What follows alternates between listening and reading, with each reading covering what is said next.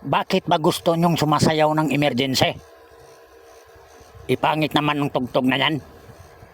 Wala namang kabuhay-buhay yan. This is the police speaking. This club is closed forever.